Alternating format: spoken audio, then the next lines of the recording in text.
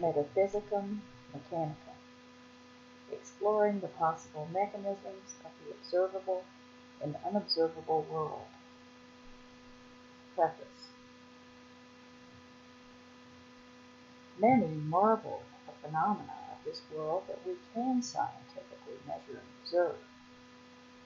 Indeed, many marvel yet still at just how much we cannot directly measure and observe, and yet seems to be at play, phenomenal, in some mysterious way. In this work I shall attempt to elucidate upon some possible postulates related to the so-called physical and metaphysical realms, and their seeming complementary and interdependent nature, whether or not prevailing philosophies support or contradict this view. In many religions or faith-based systems of thought, the synthesis or union of the physical and the spiritual is taken axiomatically.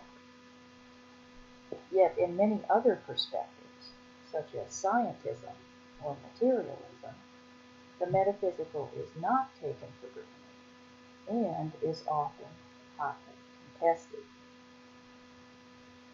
Moreover, in some scientific circles, there is not so much a battle against spirituality, rather a view that what some people experience as numinous is merely mistaken. From this perspective, there is truly no such thing as anything supra or supernatural. There are only phenomena as of yet to be measured, observed, and fully understood. From this vantage point, there is another kind of faith that we will someday possess a complete picture of the physical realms and how everything works and ties in to everything else. Of course, this is the much sought-after holy grail of the sciences, grand unified theory.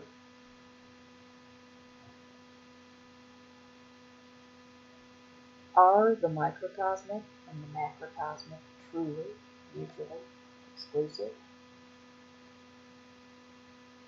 Are the microcosmic and the macrocosmic realms as mutually exclusive and unrelated as they seem? Perhaps it is in the inherent tendency of Homo sapien cognitive bias to adopt models of so-called reality to falsely or merely imprecise Boolean logarithms of this or that. Because here is one thing that even the most practiced and educated STEM enthusiasts have observed.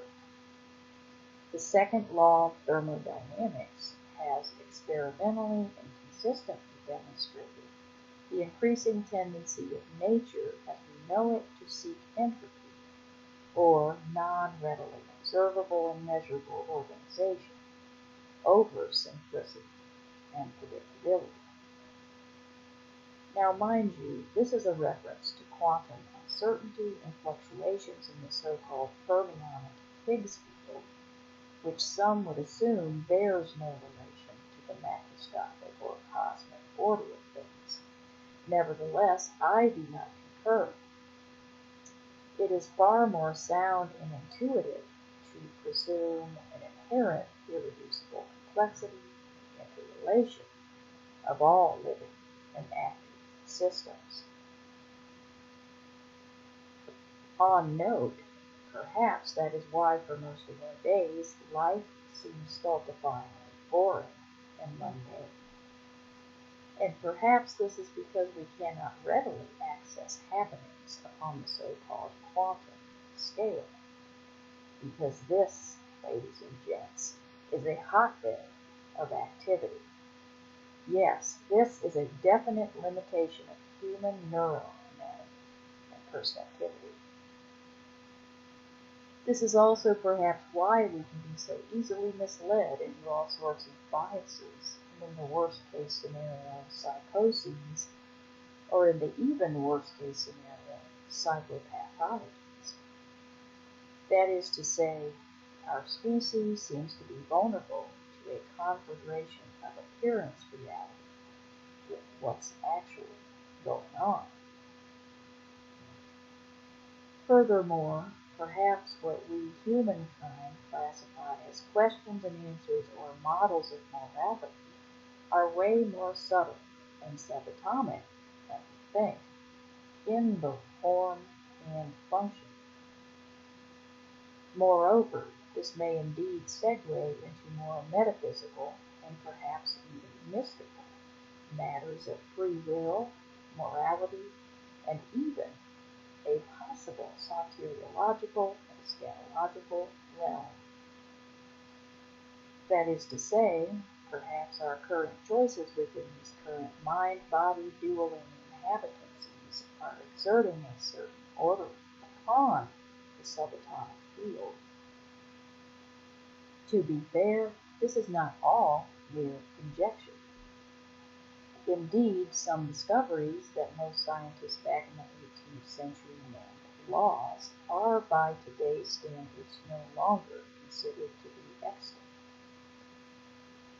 Interestingly, a lot of discoveries that were called laws in the infancy of postmodernist realms of what used to be referred to as natural philosophy are now appreciated as steps upon the ladder of human inquiry. Today, as of 2024, legitimate scientists refer to most current discoveries as theories rather than laws, although some discoveries called laws back in the time that they were reported are still extant and referred to as laws.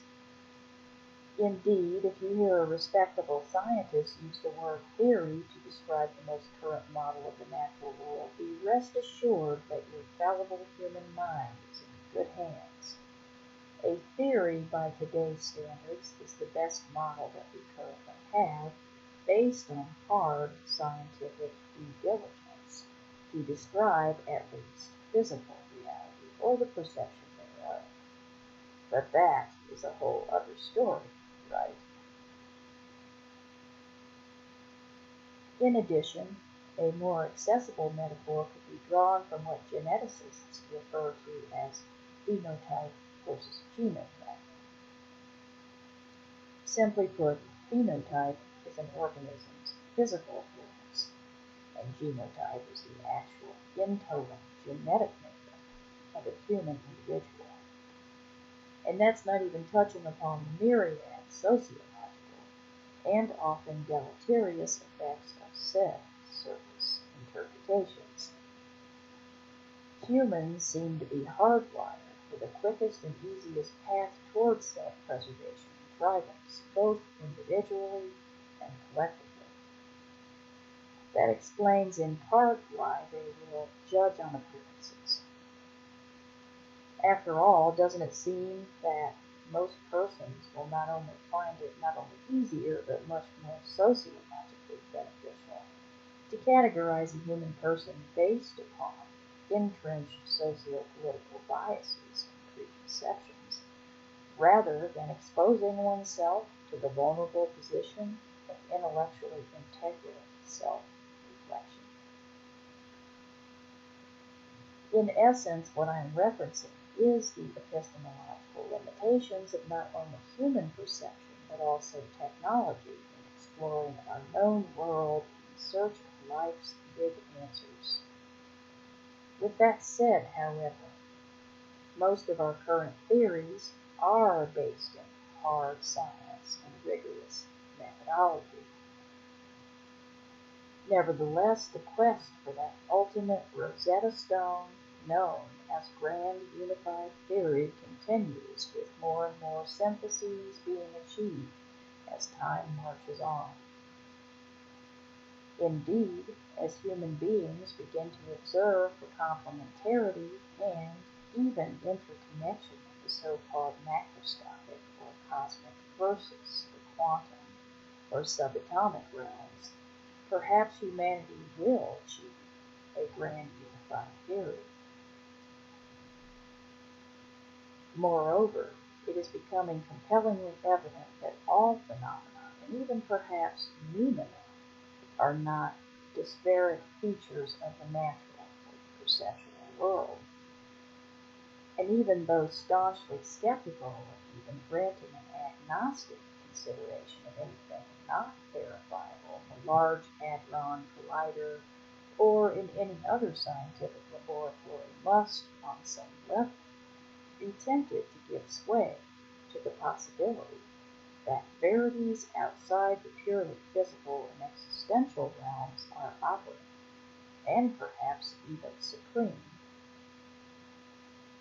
After all, to put a spin on the old scientific adage, absence of evidence is not necessarily evidence of absence. I contend that the absence may be evidence itself in some cases. That is to say, perhaps the very fact that we could never directly observe certain phenomena, such as God, for instance, due to him or her, or it necessarily being composed of lethal, inertial forces. This, while it may not prove the actual existence of such an entity, may provide some epistemological mitigation. In this work, we shall explore the various bodies of scientific knowledge, including within some of the so-called soft science disciplines, and attempt to integrate them with various faith-based or theological and philosophical viewpoints and beliefs. I have always been a firm advocate of agnostic flexibility over rigidity, as I believe this to be the most humble and honest approach to the big questions of this human condition and existence. I am also a keen observer of the patterns and obvious connections which underlie all that we see, hear, feel, and sense, both physiologically and neurologically. There is an undeniable pull towards a meaningful rhyme and reason behind all that we experience as human persons, and I don't think it fair or accurate to classify this as mere wishful or magical thinking as the nihilists propose. This assumption and dismissal is immediately revealed in its own fallaciousness when we observe how the capacity for dreaming and meaning-seeking seem to be inherent tendencies built into our very design as a species. That is to say, we can't help but search for the meaning behind this or that. Therefore, this is actually an argument for profundity as actuality itself, not a negation thereof, nor is it proof of spurious superficiality or foolish notions. Nevertheless, I digress. In finality, no matter where one places oneself on the spectrum of atheism or agnosticism or even dogmatism, whether religious or scientific, anyone with enough healthy curiosity and open-mindedness can hopefully take away something of epistemological and existential value from this book. So, let us begin.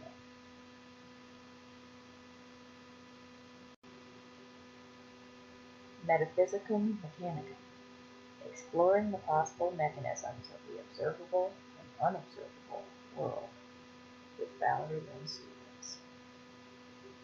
Chapter 1. Evolutionary theory, between gradualism and punctuated equilibrium. When Charles Darwin posited his evolutionary theory, or Darwinian theory, as coined by Thomas Henry Huxley in April 1860, he humbly admitted in his work on the origin of species that his was but mere postulation, and may someday be either proven incorrect or incomplete. Indeed, one of the marks of a good academician, or even a layman, is intellectual integrity and skepticism, and an agnostic modus operandi, if you will, is the aim of this here work. Being that the scope of human consciousness is vast and quite possibly infinite, If one believes in some form of immortality or inertial recycling via the second law of thermodynamics, not every possible angle will be explored, but I shall try my best to cover at least the major subjects of scientific and philosophical inquiry. In continuum, Charles Darwin originally posited that species evolved gradualistically, or through a slower process. Later on, gradualism was addended with punctuated equilibrium. The hypothesis of punctuated equilibrium arose out of the fossil gaps discovered by paleontologists and the like.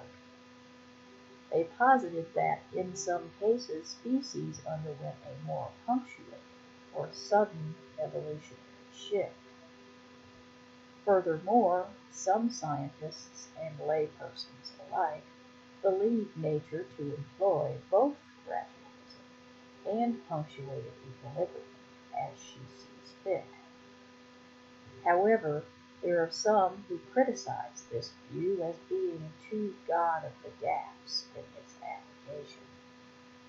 Indeed, many also view the substitute of quantum mechanisms to account for things that are unexplained as falling into this same scholastically dubious category.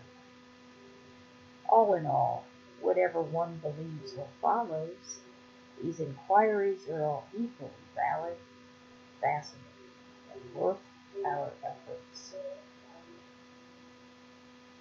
While evolutionary theory originally intended to address the purely observable and natural world, this could also be metaphorically extended to the so-called metaphysical realms. Perhaps every species, and especially Homo sapiens, are evolving on a more metaphysical level and is directly observable to us. Indeed, many religious texts, such as those touted by Judeo-Christianity, speak of such things as new bodies and immortality. And although outwardly we are decaying, perhaps as the Judeo-Christian scripture reads, inwardly we are being renewed. As such, perhaps when we physically expire within our current incarnation, within this current realm of physical laws and theories and such, we will indeed be transformed and granted our new bodies with our evolved spirits or souls, so that we can dwell within the new heaven and earth that have been prepared for us.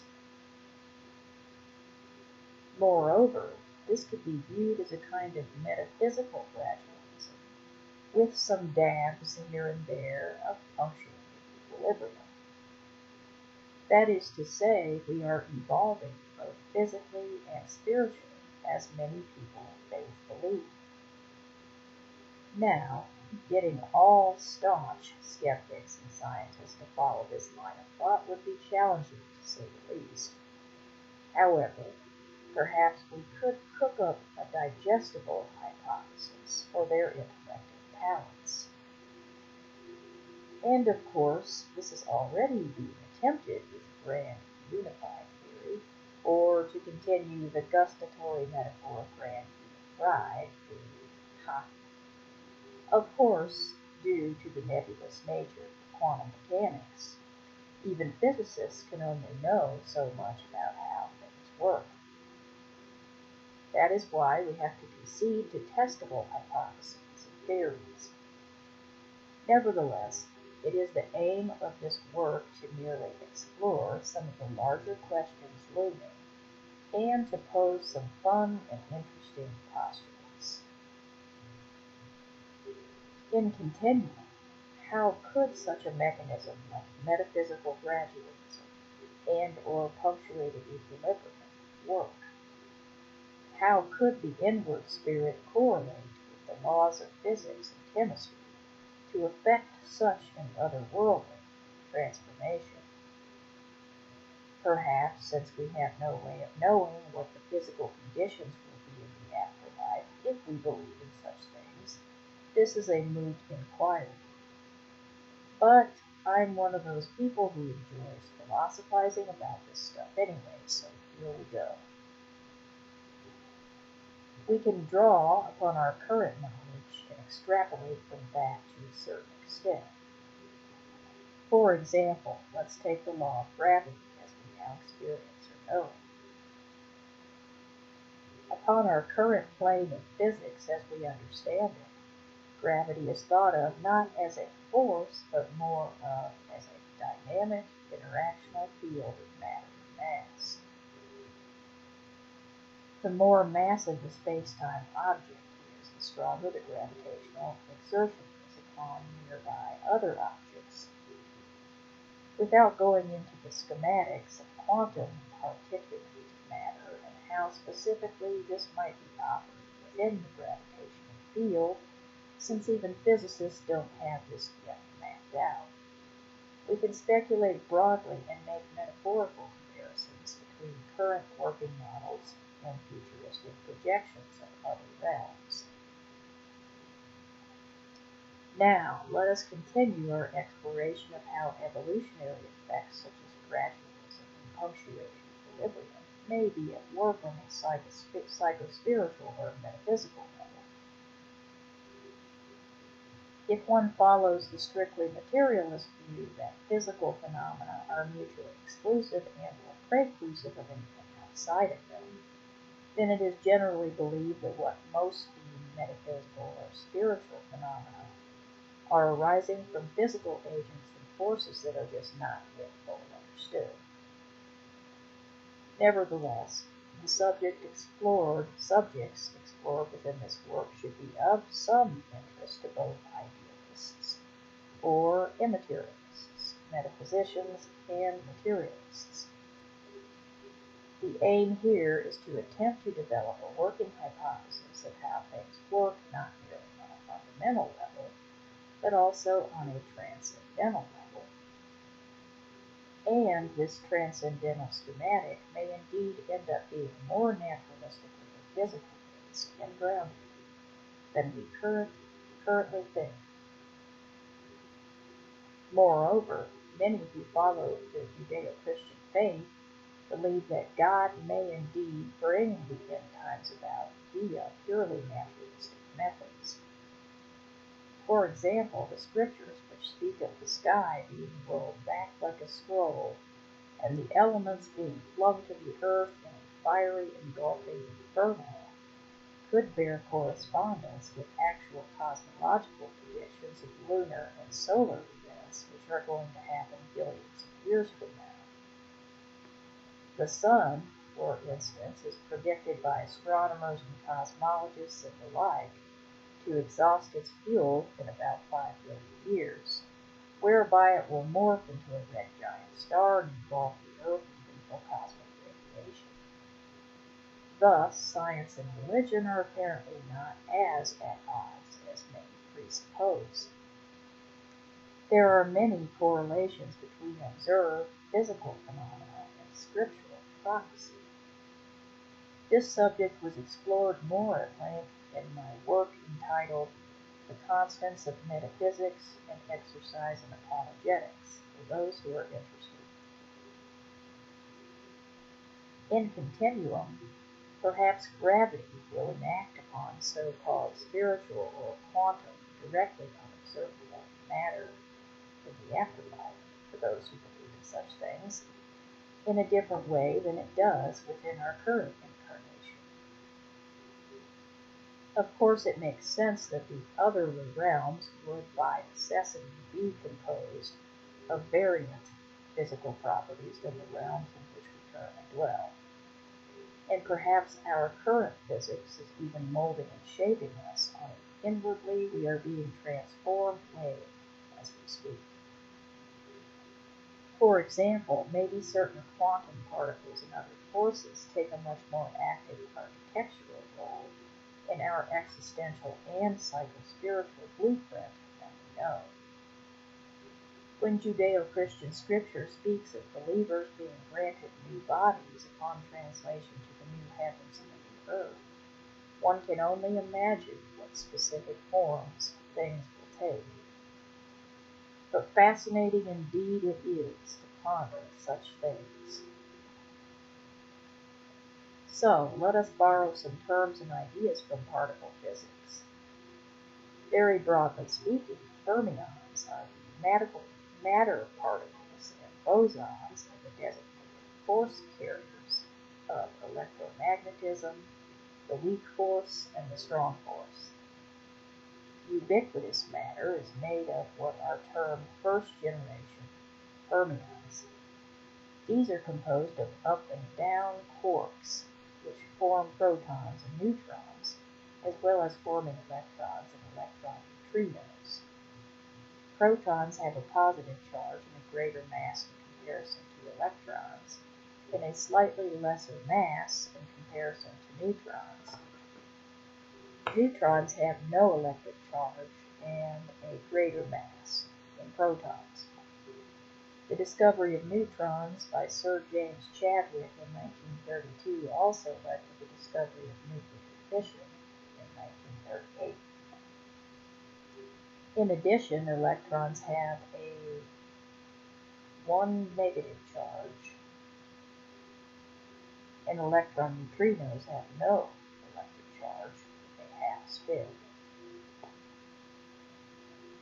Electron neutrinos were postulated in 1930 by Wolfgang Pauli to account for the missing momentum and energy which seemed to be apparent in beta decay, the nuclear process of isobar transformation upon emission, providing an electron or a positron. In 1956, Clive Cowan and Frederick Raines finally discovered or detected this postulated particle, which is now classified as a first-generation lepton. Quarks are the most fundamental and indivisible particles, so far as we have been able to observe. Quarks rely upon composite subatomic particles called hadrons, as in the Large Hadron Collider of physicist fame located at the European Organization for Nuclear Research, or CERN, near Geneva, Switzerland. Not unlike molecules which are held together by the electric force, quarkium hadrons are held together via the strong nuclear force. There are two categories of hadrons, baryons and mesons. Baryons are composed of an odd number of quarks, more often 3, such as protons and neutrons, and are what we humans are mostly made of due to the comparable mesonic instability. Thus we can truly say that we are oddballs. Couldn't resist. Mesons, such as pions, have an even number of quarks, usually 2, with 1 quark and 1 antiquark. Quarks are the most fundamental and indivisible particles, so far as we've been able to observe. Furthermore, tetraquark states, or exotic mesons, have been observed in 2007, resonantly confirmed in 2014 and named Z bosons. Exotic baryons are called pentaquark states and were discovered in 2015 and were named P plus C 4380 and P plus C 4450. There are many more exotic quarks that most likely exist and are currently being searched for in the Large Hadron Collider by colliding denser elements such as gold, Au, and lead, Be, together with hadrons to produce particle shower debris that can be studied. Hadrons in isolation, known as free hadrons and anti-hadrons, meaning that they are not bound up in an atomic nucleus, are unstable and undergo rapid decay. Protons are also free hadrons but have a much slower decay time. Free neutrons are the longest-lived unstable particle, having a half-life of about 611 seconds and a mean half-life of about 879 seconds. Finally, to cover the basics of elementary particle physics as it relates to the subject matter, we have the antimatter particles, the stuff of science fiction fodder. But in this case, at least from a fundamental standpoint, a very probable particle indeed. Each particle has its own theoretical antiparticle in line with the laws of symmetry. One exception to this is the massless photon, which is the force carrier of light, radio waves, and electromagnetism, and is its own antimatter particle. Paul Dirac and Carl D. Anderson began this saga in 1932 when Dirac posited the existence of the positron, the antimatter particle of the electron, the same mass but opposite electrical charge. Carl Anderson then discovered them in cosmic ray collisions observed within a cloud chamber. The particles were detected through the trails that they left behind in the gas. At first they were thought to be electrons traveling in the opposite direction of other electrons, but it was deduced that rather they were the positron with the same mass but opposite electric charge. The antiproton and antineutron were discovered in 1955 at the University of California, Berkeley by Emilio Segre and Owen Chamberlain.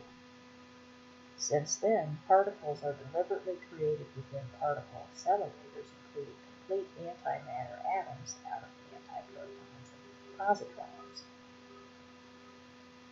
Moreover, Paul Dirac of positron fame was also a type and figure of note concerning many other problems within the world of particle physics. When working out his infamous Dirac equation, he noticed that the infinitude of negative energy states contained in the equation would be anti-symmetrical.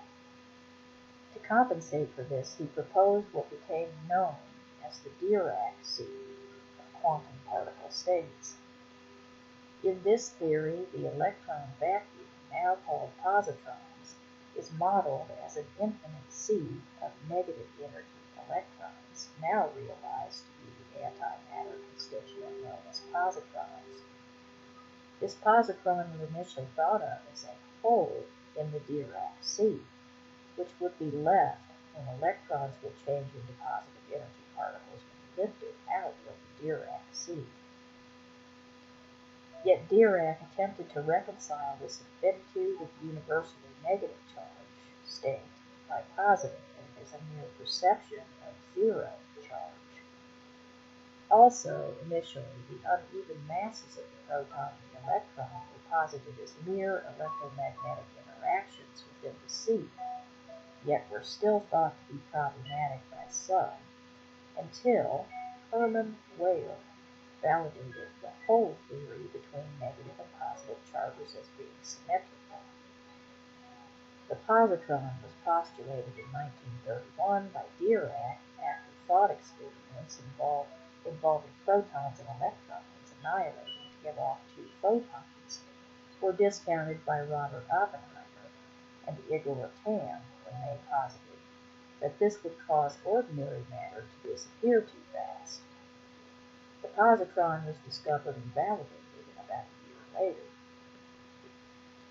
Now that we've laid the groundwork to apply some of our knowledge to some more metaphysical postulations, let's start with Wolfgang Pauli's exclusion principle.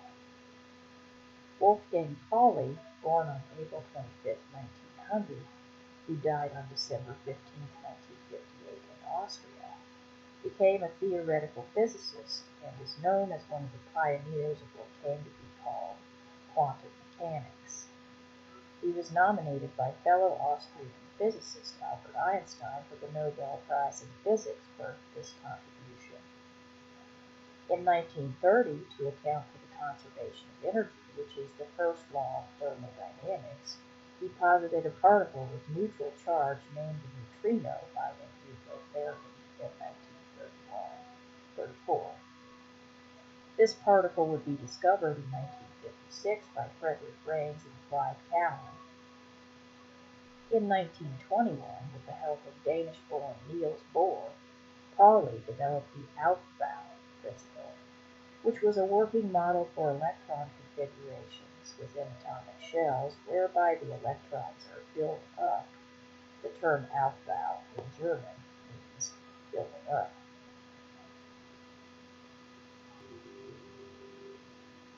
Furthermore, Pauli is also known for deriving the hydrogen spectrum from Werner Heisenberg, Max Born, and Pascal Jordan's 1925 matrix theory of quantum mechanics. This theory envisioned the properties of particles as evolving in time, much like the wave formulation that Erwin Schrödinger had been formulating.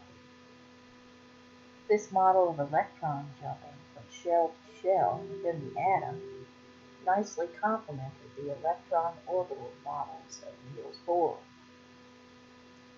To reconcile what was observed within molecular spectra with quantum mechanics, we developed the quantum number of two possible values with the concept of spin. The exclusion principle, also known as the Pauli principle, states that no two electrons with the same quantum numbers can exist within the same space-time locale simultaneously. This specifically precludes fermions with half-integer spin. He developed the theory for electrons in 1925, expanding it to include all fermions in his spin statistics theorem of 1940. This theorem proved that the intrinsic spin, angular momentum not produced by orbital motion, was mathematically compatible with the statistics of collections of particles. In addition, this theorem concluded the many-body wave function for bosons with integer spin to remain symmetric with the exchange of two particles. In contrast, for fermions with half-integer spin, such an exchange would be antisymmetric, thereby allowing non-interacting bosons to follow Bose-Einstein statistics of fermions to obey Fermi-Dirac statistics. BE theory was co-developed by Satyendra Nath Bose from 1924 to 1925, with the later help of Albert Einstein to expand upon it. Bose-Einstein, or BE statistics, describe how a collection of identical particles may occupy discrete energy states within a system of thermodynamic equilibrium. Laser, light amplification by stimulated emission of radiation technology, and helium superfluidity employ and have proven the validity of BE condensates.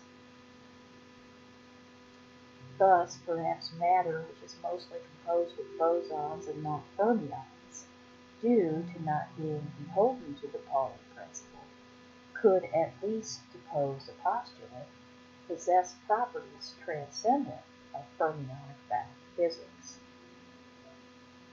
For example, for those who believe Jesus Christ actually did walk on water, perhaps a physical explanation for this could be that Jesus was composed of bosonic matter, and thus could have achieved the metaphysical miracles that he did.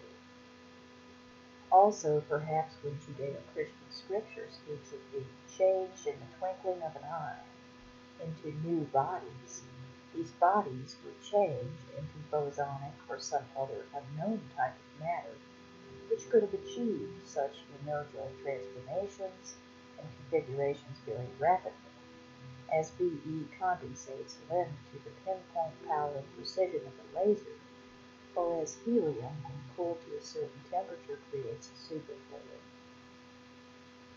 Then this would be another kind of punctuated equilibrium, as our species evolves into the next level of existence. Indeed, many believe the fantasy of aliens or extraterrestrials to arise out of a premonition of humanity's actual evolution, both physical and mental. And although most of what I've explored in this chapter are inchoate ideas, To me, it is a worthwhile endeavor, and endlessly fascinating to contemplate. I shall hypothesize upon other possible articulate matters throughout this work, to try and get an idea of how things might operate on a metaphysical level. This is a subject which had always fascinated me, and in some ways led to almost mystical states of contemplation, revelation, and fear and trembling before the Lord, demiurge creator, great spirit, deity, supernal force, or whatever you name it. Perhaps our own psycho-spiritual evolution as a collective humanity and as individuals is also being achieved on a subtle yet profoundly transformative bosonic scale, perhaps in tandem with other metaphysical properties and particles that we have yet to discover. And perhaps the Judeo-Christian scripture, which refers to outward decay and inward renewal, is a much more direct reference to physical events such as spiritual gradualism, however subatomic they might be, than we think. In closing of this longer than expected chapter of his work, as to the further specifics of which particle enacts upon which other particle, such as in the case of biochemistry, which enzyme, vitamin, amino acid, etc., enacts upon which metabolic pathway, to effect such physical machinations and transformations, we can only speculate. Yet the aim of this work is to do just that, primarily because it tickles my fancy, and secondarily because it may lead to other thought forms which may in the end be more pertinent towards development of a working grand unified theory than we originally thought was possible. It is my humble hope that if anything this work may serve at the behest of fellow curiosos and deep thinkers, as well as all others who may just find it all bemusing. Whatever the outcome, I invite you further in and hope that you enjoy this quantum mind tunnel down this particular wormhole of wonder and default.